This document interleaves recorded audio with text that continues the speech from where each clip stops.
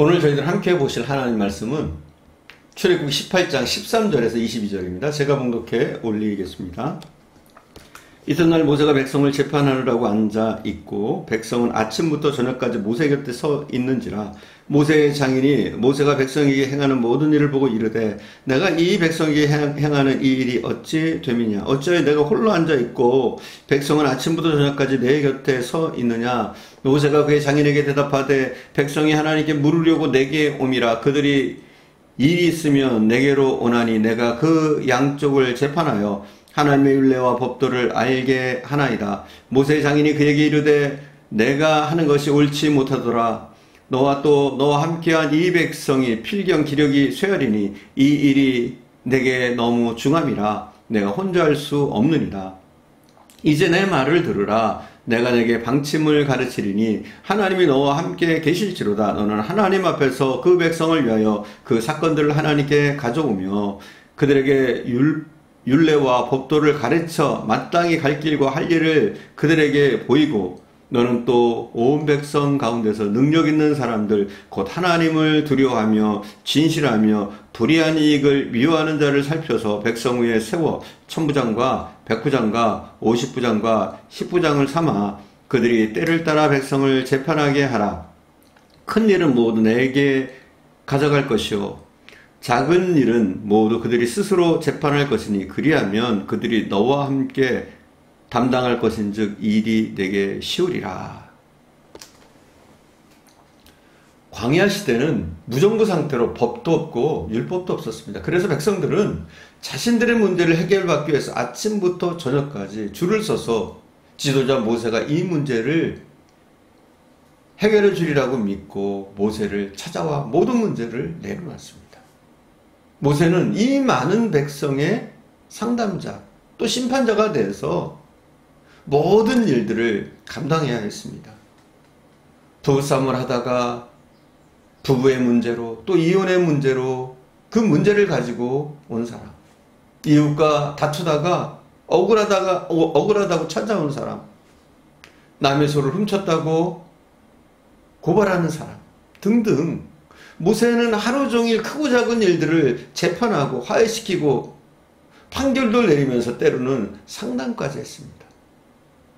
모세는 정말 아침부터 저녁까지 백성들의 재판하고 또 담당하느라고 눈코 뜰 새 없이 바빴고 당연히 지칠 수밖에 없었습니다. 이때 모세의 장인이었던 이드로가 모세를 찾아와서 충고를 합니다. 17절에서 18절입니다. 모세의 장인이 그에게 이르되 내가 하는 것이 옳지 못하더라. 너와 또 너와 함께한 이 백성의 필경 기력이 쇠하리니 이 일이 내게 너무 중함이라. 내가 혼자 할 수 없느니라. 이드로는 이럽니다. 어쩌자고 혼자서 그 많은 일을 그 많은 백성을 도맡아서 그들을 위해서 일하느냐. 그렇게 하면 자네도 지치고 백성들도 지칠 수밖에 없다. 이렇게 충고합니다. 그리고 충고로 끝나는 것이 아니라 모세에게 이 이드로가 해결 방안을 제시합니다. 해결 방안은 21절과 22절에 나와 있습니다. 제가 봉독하겠습니다. 너는 또 온 백성 가운데서 능력 있는 사람들 곧 하나님을 두려워하며 진실하며 불의한 이익을 미워하는 자를 살펴서 백성 위에 세워 천부장과 백부장과 50부장과 10부장을 삼아 그들이 때를 따라 백성을 재판하게 하라. 큰 일은 모두 내게 가져갈 것이요 작은 일은 모두 그들이 스스로 재판할 것이니 그리하면 그들이 너와 함께 담당할 것인즉 일이 내게 쉬우리라. 해결 방안은 무엇이냐? 백성들 가운데 뛰어난 지도자를 선택해서 그들에게 직분을 주고 모든 일을 나누어서 함께 하도록 하라는 겁니다. 이런 충고를 합니다. 아주 큰 일이나 중요한 일은 모세가 직접 맡고 그 외의 작은 일들은 직책을 따라서 천부장, 백부장, 50부장, 10부장들에게 맡기게 하는 제도를 권합니다.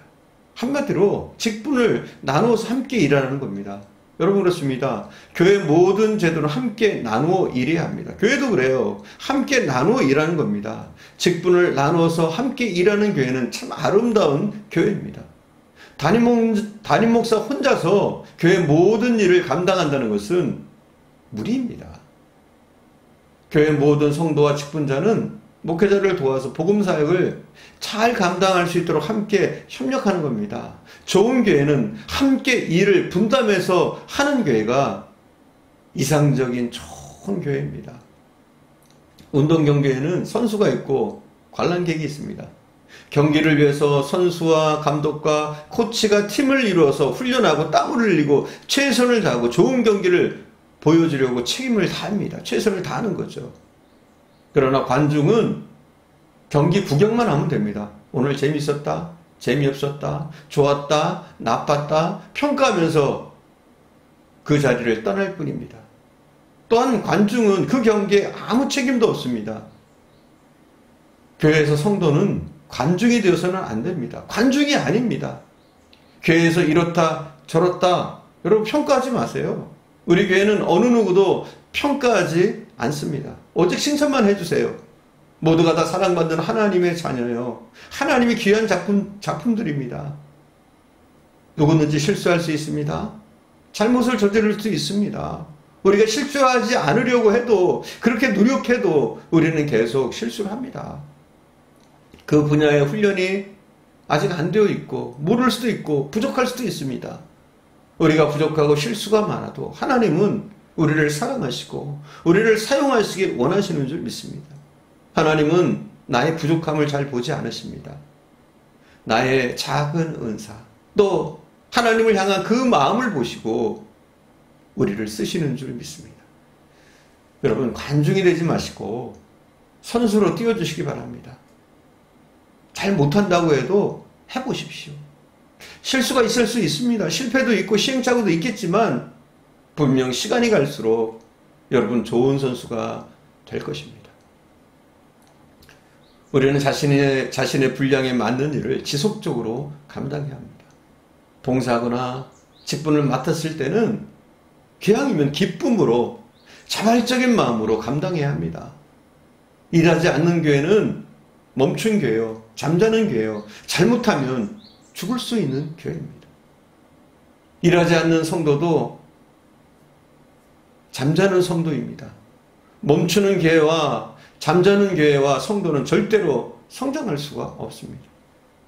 어느 시대 어느 교회나 소수의 충성된 일꾼들의 헌신이 밑거름이 돼서 하나님의 교회는 성장해 왔습니다.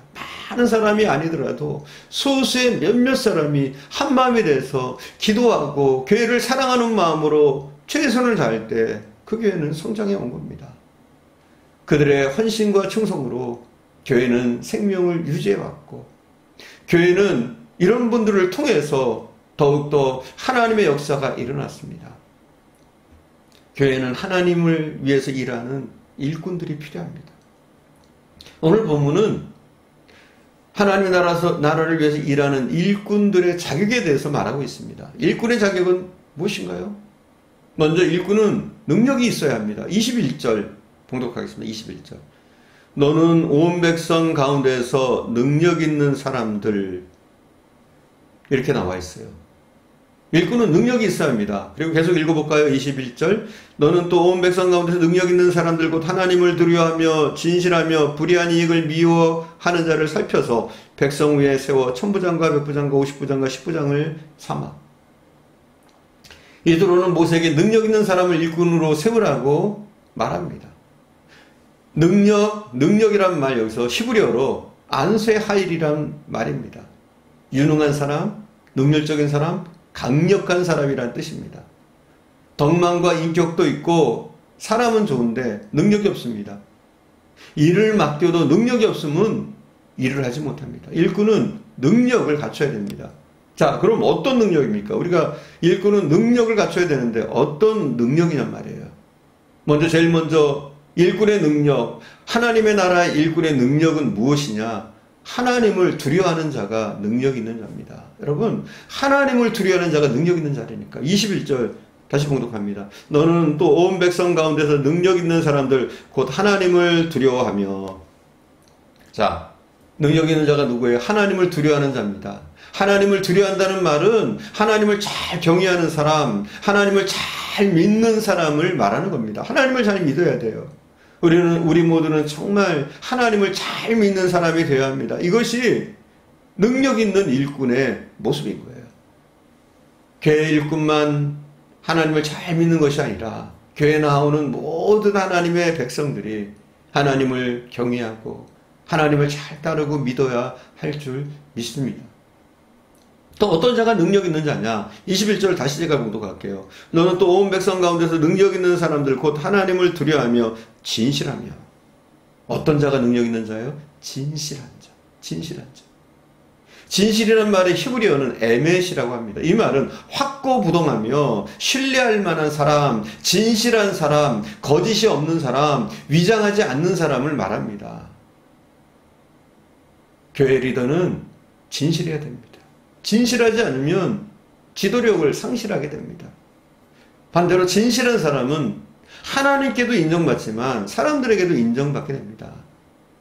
주를 위해서 일하는 우리 분당조항교회 성도님들, 또 특별히 일꾼으로 세우신 귀한 하나님의 사람들에게 더욱더 하나님을 향해서 진실되고 사람을 향해서 진실된 그런 모습, 그 능력이 있기를 간절히 축원드립니다. 마지막 세 번째, 일꾼의 능력은 무엇이냐? 21절 다시 봉독합니다. 너는 또 온 백성 가운데서 능력 있는 사람들 곧 하나님을 두려워하며 진실하며 불의한 이익을 미워하는 자를 살펴서 백성 위에 세워 천부장과 백부장과 50부장과 10부장을 삼아. 불의한 이익을 미워하는 자가 바로 능력 있는 일꾼이라는 거예요. 일꾼이 뇌물을 좋아해서는 안 된단 말입니다. 천부장으로 백부장으로 일하다 보면 뇌물이 오고 갈 수 있습니다. 뇌물이 얼마나 많은 사람들을 타락시킵니까? 우리는 이 물질의 유혹에서 좀 초월할 필요가 있어요. 우리 크리스천들. 우리는 물질에 대해서 항상 두 가지를 생각해야 됩니다. 첫째는 이것이 나의 노력으로 정당하게 들어왔는가, 여러분 물질을 대할 때요. 또 두 번째는 이 물질을 어떻게 하나님을 위해서 기쁘게 쓸 것인가, 이것을 우리는 물질을 바라볼 때 생각할 수 있어야 됩니다. 사리사욕을 위해서 우리가 부정한 일을 행하거나 또 청탁을 받거나 또 뇌물을 받는 일을 우리 크리스천들은 해서는 안 됩니다. 우리가 정당하게 얻었다고 할지라도 잘못 쓰면 안 됩니다. 이것은 불의한 것입니다. 하나님을 위해서 잘 썼다고 해도 또 정당하지 못한 수입은 불의한 것입니다. 그래서 우리는 잘 벌어야 하고 잘 써야 합니다. 이렇게 할 때 우리는 물질을 이기는 능력의 사람이 되어집니다. 자, 하나님의 일을 하는 사람은 능력이 있어야 돼요. 무엇이 능력입니까? 하나님을 두려워하는 것 자체. 하나님을 두려워하는 자가 능력입니다.